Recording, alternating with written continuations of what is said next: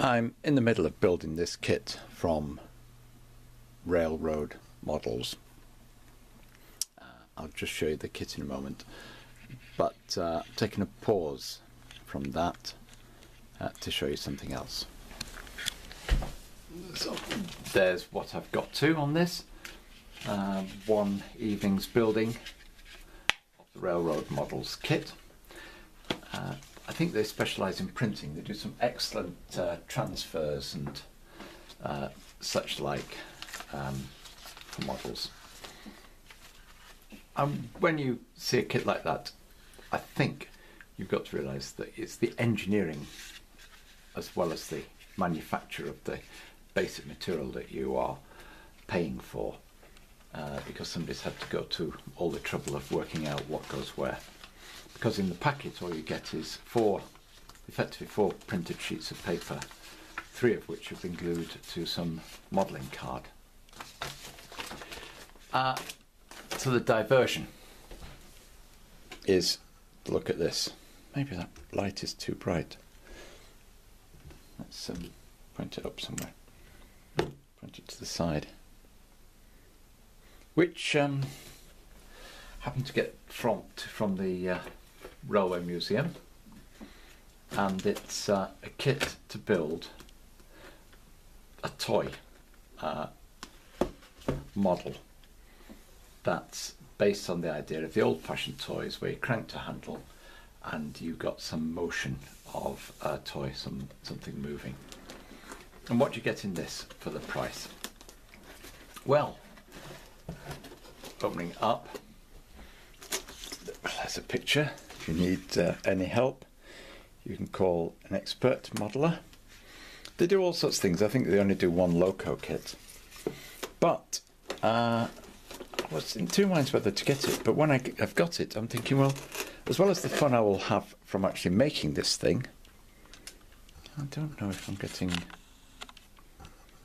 what you actually get for the, if I can position it so it doesn't actually reflect the light as much, is all of these wooden components, washers, strips, piece of wood there, various sized piece of wood there.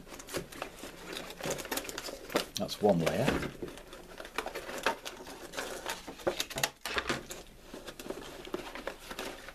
And then, yeah, another layer with some wheels and things. Presumably laser cut. And then another layer with some more bits and pieces. And then another layer with some more bits and pieces. And then another layer with some more bits and pieces. And, well, that includes some glue, but PVA glue. And eventually some bits at the bottom, I don't know what that is. Wax candle, that's for lubricating the wood. And some piece of card at the bottom. And an instruction manual. Oh. And that's, sorry, I'm moving things out of shot. A bit of emery board. So it comes complete with the glue. And a manual that I've not opened this before, but seems rather comprehensive. Lots of pictures in it. So it's a Welsh company, and I'm going to let you see this. How soon I get round to building it, I don't know. So it's called Timberkits. There's a number there. There's an email address there, so you can order it directly from them. I hope they're still going. And they do all sorts of different models. They're basically just static models of laser cut plywood. But in terms of what you get in the box and the sheer weight of the box, and what you pay for it, because remember I got it from the Rail Museum in York, which isn't a discounter. It's offering things at the full price, as it were. That was less than £30, a few pounds less. And I know you're just getting a load of wood, but the engineering and the production costs of that are not insignificant, and we'll see what it does, and I hope to show you what it builds at some stage.